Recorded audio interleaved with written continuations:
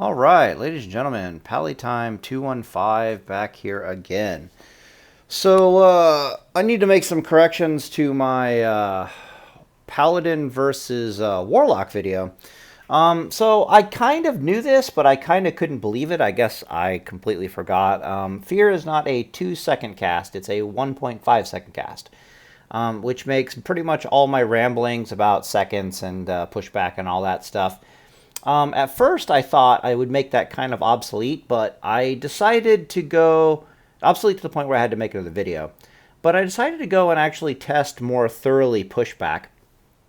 And what I discovered is rather kind of interesting.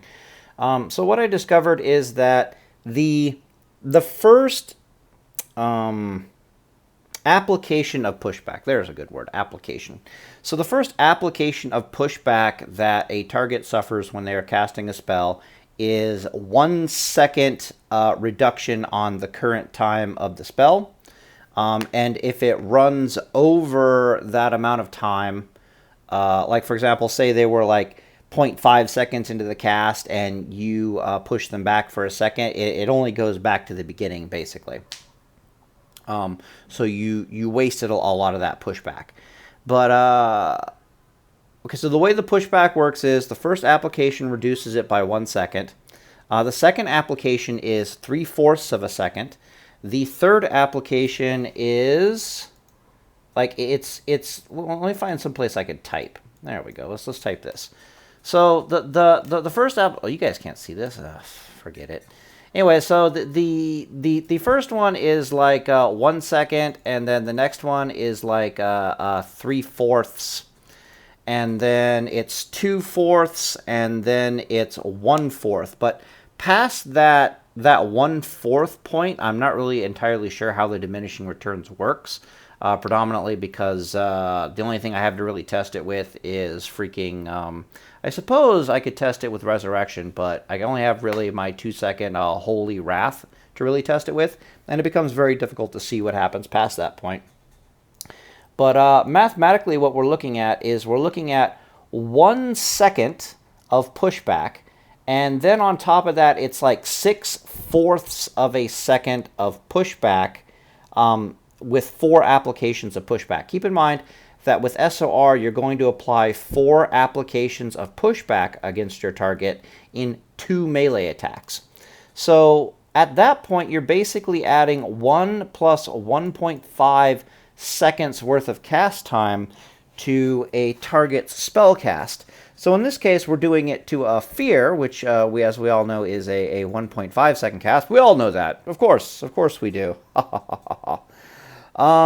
So I knew this from practicing a few duels with Warlocks, and that was, I keep beating on them, and I'm like, Jesus, why is your Fear taking like 4 to 5 seconds to cast? I don't understand. What is going on here? And as it turns out, I was thinking in my brain, oh, it must be like 2-second cast plus some pushback going on from Flurry Axe. Well, obviously. But as it turns out, it's the cast time of 1.5 seconds plus massive amounts of pushback. And the one very curious thing that I'm learning here is that any pushback you apply on your target right when they start casting it is kind of wasted. So it kind of behooves you to show up late to the party with a Flurry Axe, because you're going to push them back by 1 second plus 3/4 of a second just by touching them with a Flurry Axe. So they could be almost have completed their Fear. You touch them with a Flurry Axe, you push them back so much that you're guaranteed to get another Flurry Axe hit in before the Fear goes off, is basically what I'm saying. So you're pretty much guaranteed at that point to get 4 seconds of pushback. However, if you got in on the action early, like they were like 0.2 seconds into their cast, and then the Flurry Axe comes down, you're going to be wasting a lot of your pushback potential. So there's some real there's there's some of that good old Paladin observational nuance that's going to go into these duels. Oh yeah, and maybe stop, start, auto attack will actually be a thing, or maybe probably what I'm going to do is I'll probably like dance away from my opponent for a second while they're casting and then come back in rather than doing a stop, start, auto attack thing, because at least the dancing out, if I get used to it, and then the dancing back in. Especially if I turn around and I do it. Like, let's say I jump away, I spin to face the opposite direction, so I'm not really hitting my target anymore. I'm a little bit out of range. Then I suddenly switch back and come back in on them. That short distance will probably put me in goblin mortar range, so it'll be just good practice in general. But, so the fascinating thing here about all this is that I screwed up in my Warlock guide thinking it was a 2-second cast, spouting off a shit ton of math, but it's really a 1.5-second cast, which makes me retarded. But if you're doing decent execution, you're probably getting very similar results nonetheless, which is exactly what I've experienced in duel encounters with the Warlock, just because the freaking thing has a 4-second pushback. My bad. It takes 4 seconds to cast the spell just from 2 Flurry Axe hits, and I'll try to find some way to figure out what the pushback potential is past the 1/4 second loss. But I mean, at most, it's probably only going to be like half a second. Let's be real. And theoretically, I'm probably going to give that extra half a second over to the RNG gods. Like if you got in early on it, but and you lost some pushback potential, versus you're actually trying to not lose pushback potential. This is also information that you definitely do not want to fall into the hands of warlocks or spellcasters in general, because if they have half a brain, they will literally wait for your auto attack to be coming in and then immediately start their spell cast. And what I'm learning about that too is that it means that when I start a spell cast as a paladin, like if I'm getting the shit kicked out of me, I want to get in on a Holy Light, but I know there's going to be a lot of pushback, or if I'm trying to do a Holy Wrath and I know there's going to be a lot of pushback, I don't want to try to avoid the pushback, which is what I've been thinking this entire time, right? I'm like, oh, let me wait till all these mobs hit me at least once and then start casting the spell. No, no, no, no, no, no, no. You cast the spell right as they're all about to punch you in the dick, and then you're good to go. So that's really kind of fascinating. I'm not really sure if I'll redo my versus Warlock guide until I actually get T2 and I get some experience dueling, and then I can make a real official guide. But for now, this is pretty much going to be stand as corrections. A guy did ask about, like, what about Death Coil? And Death Coil, I do believe, fears you through Mithril Insignia, but I could be wrong about that. Death Coil is kind of interesting thing. So it causes you to run away for like 3 seconds, and what ends up happening is the Warlock Death Coils you, and then they're in a 1.5 second global cooldown, and then after that 1.5 seconds they can cast a Fear, which has also 1.5 seconds, and they are very likely to get the Fear off before you even get out of Death Coil. So here's how that scenario goes down. If you're in Mithril Insignia, if you got their Mithril Insignia rolling, then that's not really an option. Because, yeah, they can Death Coil you away, but then they can't fear you, is the problem. So in theory, they have to wait until a Mithril Insignia wears off before they can do that, and the only ones that can really afford to wait for a Mithril Insignia to wear off are, I'm just thinking off the top of my head here, would be an SL Warlock. An SL Warlock's the only Warlock that really has the sustain to have a Paladin wailing on them for 30 plus seconds and then be like, okay, this is fine. The problem with the SL Warlock is that SL Warlocks really struggle to get a bubble out of a Paladin. And so if you're using the Mithril Insignia, odds are you've got bubble in your back pocket as well, which if they Death Coil you, you might suffer the runaway, depending on a variety of factors, or you might just straight bubble it. I'm particularly fond of just, whatever, I'll run away for a bit, I'll let him cast the Fear, I'll let him waste a little bit more mana, maybe the fear gets resisted and I don't have to bother. I can just go back over there. Either way, if they don't get the fear off, you're usually within easy reclosing range, like a stun range or something like that. But the interesting point here is what happens if you don't have Mithril Insignia? Well, if you don't have Mithril Insignia, typically you've replaced it with something else, and particularly what's typically most useful is just your PvP trinket, right? It's a great all-around trinket, it's an all-comers trinket, and it's not half bad against a Warlock. So, for example, against a Destro lock, you might have had to open with your bubble, and you got your PvP trinket. So you open with your bubble, you turn to the succubus, you blow the succubus the fuck up. You just explodify the succubus, and then you start running towards then your Warlock, potentially using a grenade to close on him, or Goblin Mortar, or whatever, if you really have to. And say you're beating on him for a while, and he decides he really doesn't like this at all, and he's going to death coil you and then fear you, like, fuck off, I'm going to fear you now. And then you just trinket that, and the next thing you know, you're just, like, right back on top of them, beating the shit out of them with all the pushback and all the problems. What am I thinking about? So, fear, kill, start jumping on Warlock. Typically what happens is you'll be closing on the Warlock. The Warlock will root themselves in place. They'll wait for your bubble to go away. They'll root themselves in place. They'll start casting a fear. You'll usually be forced to, like, use your 6-second stun or something at range to interrupt that first fear. Then you get on top of them and you're beating them. And when they get out of that, they might go for a fear again. And the big question is, do you use your trinket on the fear, or do you hold your trinket for a death coil? And that's kind of a question you're going to have to decide for yourself.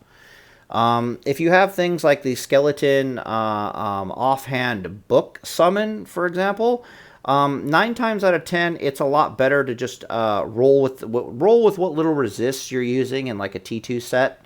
And try to go for some resists and let the skeleton do his job. Because when all else fails versus a Warlock, the one thing that you can really rely on is going into your skeleton book off summon. I think it's like a Grimoire's Tomb. I think it's like Grim. Let me see if I can find it here. Grim? Ancient Grim Store. Yeah, okay. Yeah, there's this thing. 15-minute cooldown. That's what I thought. So summons a skeleton that will protect you for 1 minute, 15% cooldown. It says it's got a 20% drop rate off Onyxia, but I'll be fucking damned if I've ever seen one. A lot of people have it. They tell me it drops all the time. I've never seen it, so I guess I hate my life. I don't know. But I'll get one of these days. This thing is your boy, right? Especially versus Warlocks. Like, I don't advocate for the use of this item. Not against most things, but I specifically advocate against it for its use versus Warlocks. And the primary reason why I advocate for it is this thing is amazing because it's an offhand. You can switch into this at any given point in time, and all you need is 30 seconds of time to be able to use the damn thing. And what's awesome about this versus Warlocks in particular is a lot of times Warlocks want to fear you in one direction, and then they want to, like, try to, like, heal themselves or get their mana back or resummon their pet, or they want to do a bunch of stuff while you're feared. And this just shuts all that down. This summon basically causes one cycle of Warlock fears to almost not exist. Sorry, burping. Okay, so how does that work?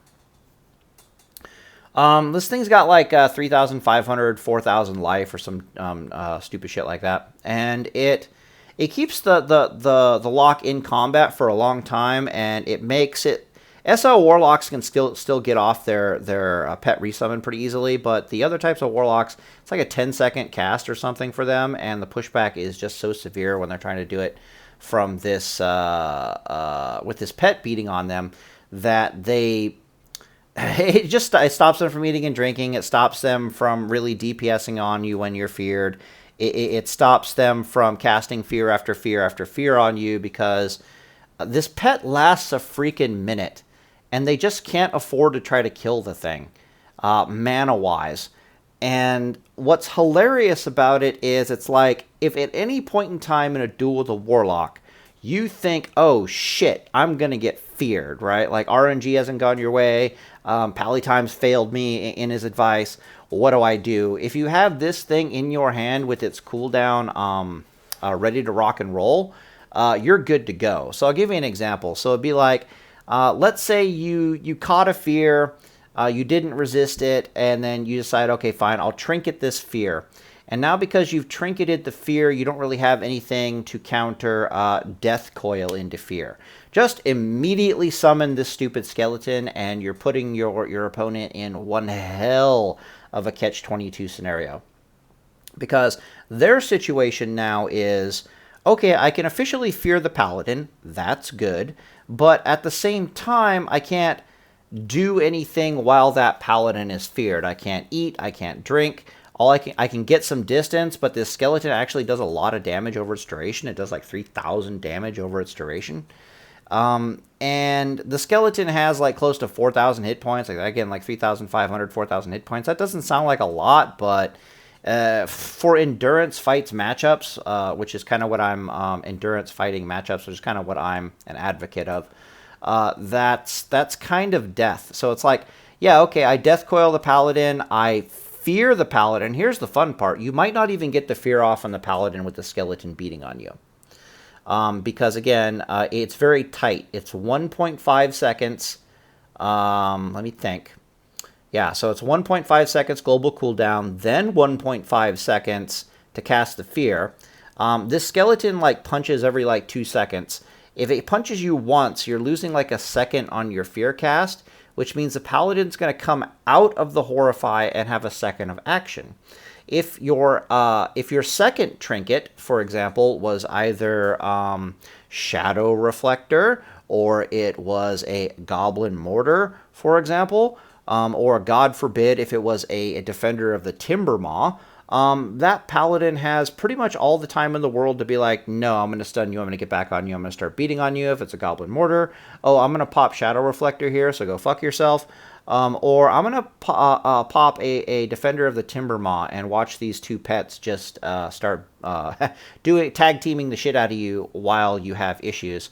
I suppose Peasant Collar is actually good there, but in my personal opinion, it's like, either I have Mithril Insignia to roll with, but I don't have the Skeleton Offhand Summon book, or I don't have Mithril Insignia, but I have the Skeleton Offhand Summon book, and I just kind of keep juggling between those two if I'm really struggling with a Warlock.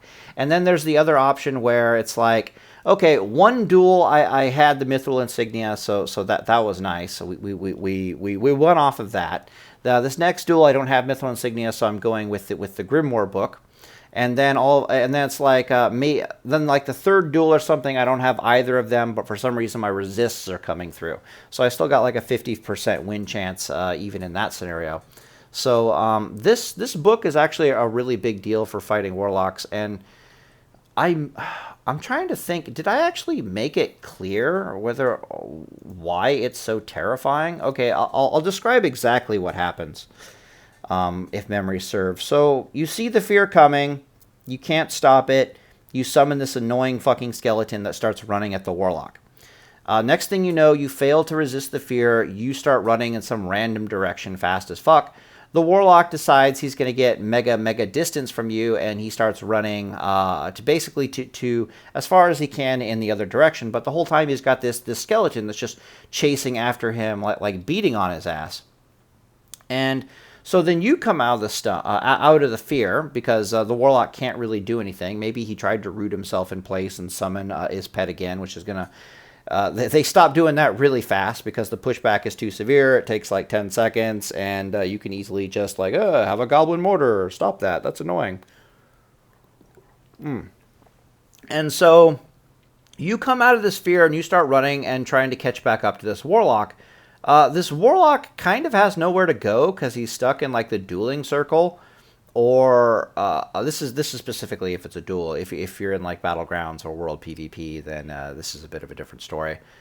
But you start running back, you start catching up to him. You can't mount because you technically count as combat when your pet is in combat.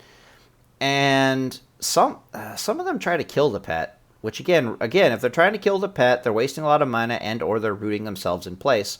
Here's the weird thing. You can heal this freaking skeleton as a paladin. You can cleanse this freaking skeleton as a paladin. You can put Blessing of Sacrifice on this freaking skeleton as a paladin. And the next thing you know, any damage done to the skeleton does like damage to you and starts breaking you out of sheep and shit. This gives you, as the paladin, a million years. Well, typically what happens is you start chasing back after the warlock, and by the time you get up to the warlock again, the warlock's desperately trying to buy time so he can get into like the second. He can reset the diminishing return cooldown on his fear, but it almost always fails. Like I've never actually really seen. I straight up haven't. I haven't seen it succeed. So they're like, oh shit, this paladin's back on me. Let me fear him again. But it's the diminishing return fear, so you get out of that one even sooner.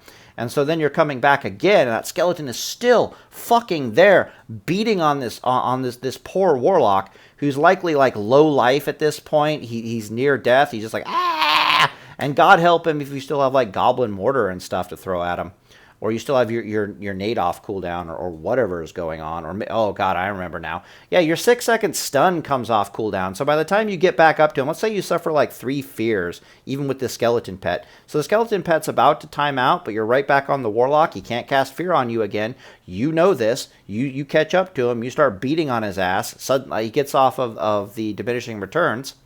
And then your stun's ready to go again. Hell, your grenade's probably coming back off cooldown again. It's like, ugh, it's just terrible if they're not an SO Warlock, if you're doing like a Destro or something.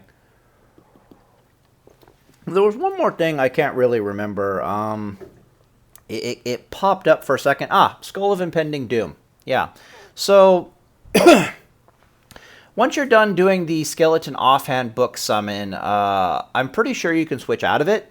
At least that's how it was in Henhouse. I don't know if you can or not. Again, I don't own one of these. But you can just go into like a like a Skull of Impending Doom.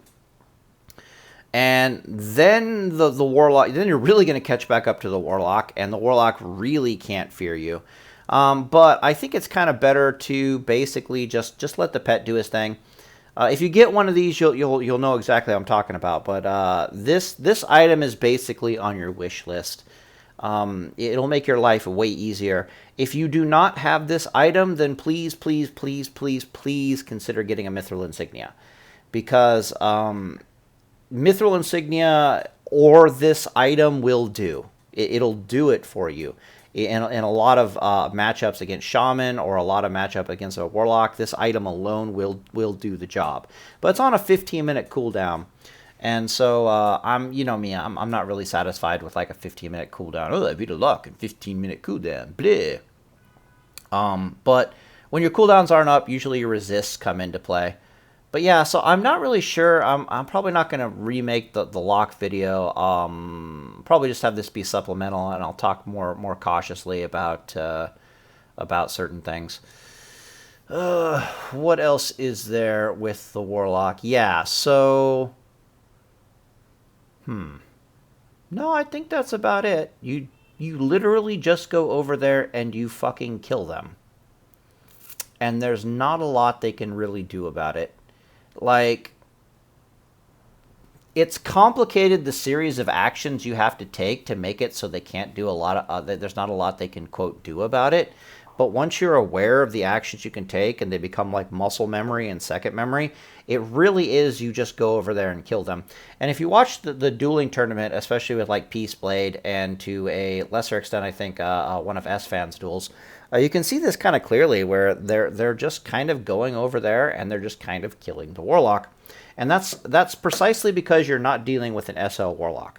If you're dealing with an SL Warlock, then they're just too tanky to just go over there and kill them. You got to get way more creative. Yeah, so I guess I'll leave it there. Pally time sucks. He should know that fears are 2 seconds. My bad. Are 1.5 seconds, not 2 seconds. But as it turns out, the math wasn't far from off. So I'm still kind of okay with that. So my current math, I would say, is like I assume it's like 4 seconds now for them to complete a cast, not like 5 seconds to complete a cast. So I have to modify my math a little bit, but even with this error, it still seems pretty viable. The tactics the tactics when I get my gear and I really start dueling again, that I'm gonna try to hone and master. So yeah, so I'll just keep making videos, and I guess I'll see you guys later.